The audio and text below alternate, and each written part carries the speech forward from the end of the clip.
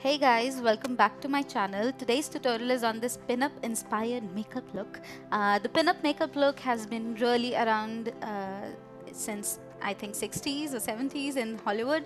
It's one of the first kind of makeup looks that was really popular during that time and during that era. It consists of a long heavy duty winged eyeliner and with a bright bold red lip. It really flatters any kind of skin tone. The only thing you need to customize is the red lip. So if you want to know how I did this look, then keep on watching.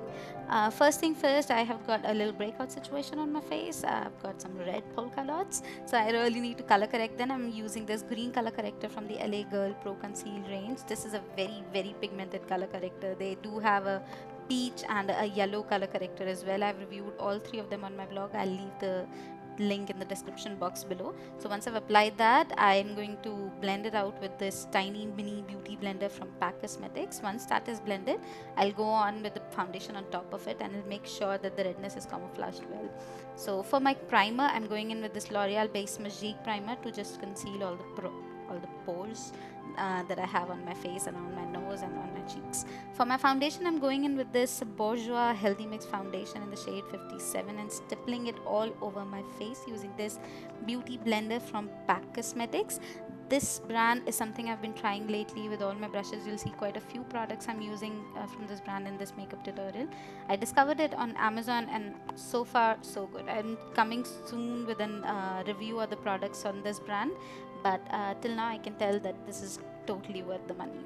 So yep, once the foundation is done, I'm moving on to my eyes first before I do the concealer, so that if I go anywhere wrong with my winged eyeliner, I can correct it before spoiling my concealer beneath it. So once I've primed my eyelids, I'm going in this orange shade from PAC Cosmetics again. Leave the shade number below.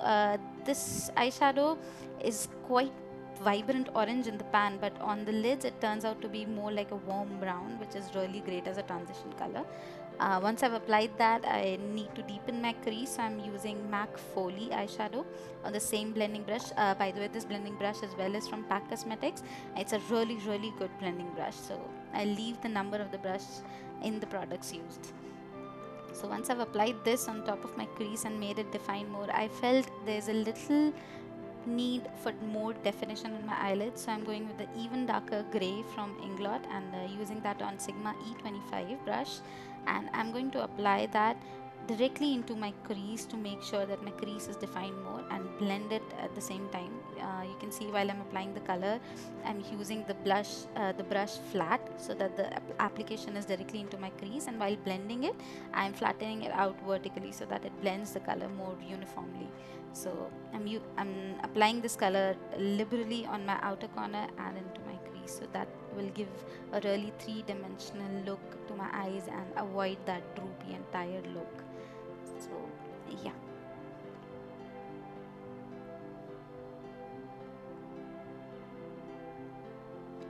Next, for my lid color, I'm going in with this eyeshadow All That Glitters from MAC, and I'll apply this with a flat shader brush on the inner half and inner 3/4 of my eyelid. The eyeshadow look in this is essentially a very basic look, just to make sure that my eyes don't look very tired or absolutely colorless. If I go in with only a wing liner with no eyeshadow whatsoever, I tend to look a little tired. So this eyeshadow can be totally customized to your wish. I'd however recommend to go light on the colors that you use, so that it does not distract from the red lip. For my wing liner, I'm using the L'Oreal gel liner on a wing liner brush from Zoeva. Okay, I don't use this brush to do my entire wing line because I find I cannot control it as much as I'd like to. But I use it to frame the outer end of my wing liner because it is angled, so it does half the work for me. And for the lining purpose, I use this fine liner brush from Zoeva again. As you can see, I just start from the wing, the edge, and bring it inwards, and once I've done that, I try to smooth it out and fill the gel liner and fill the liner with the gel liner. I'm the worst explaining person in this world. I can't explain anything. You should probably just take a look and understand. I hope that helps.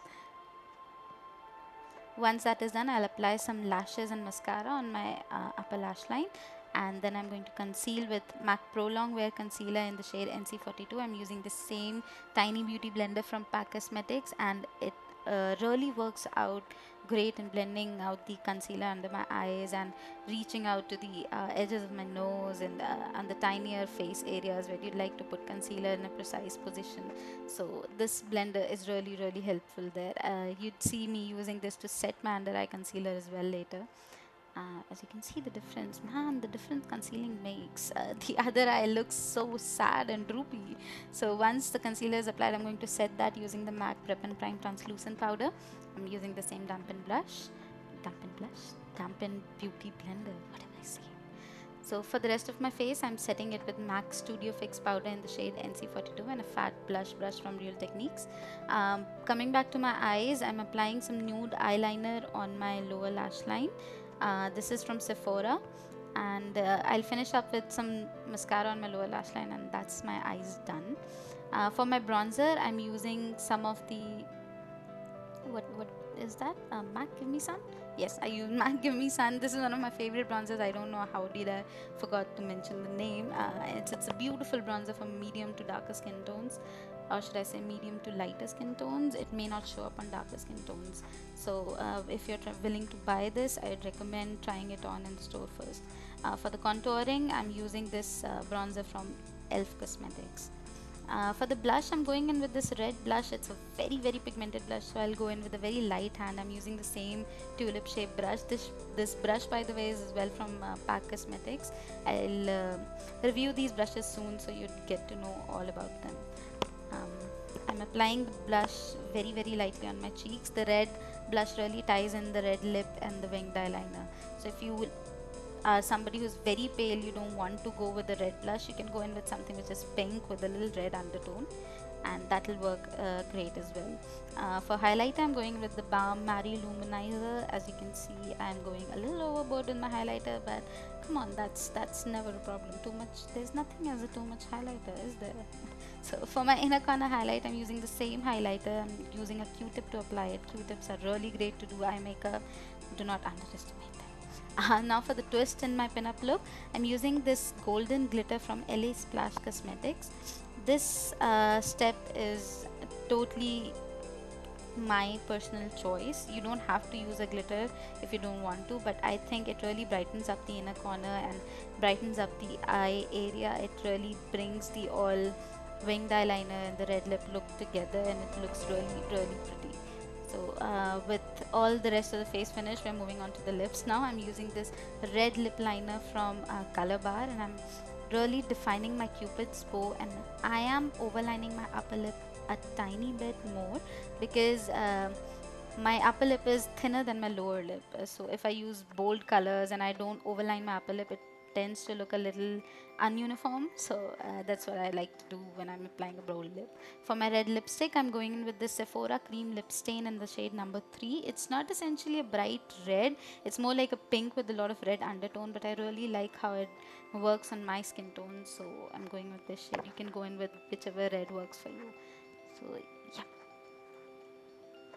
Once that is done, our makeup is pretty much completed. I'm going to set my entire makeup using this Freedom Pro Fixing Spray, and once I'm drenched in that, my makeup is all done.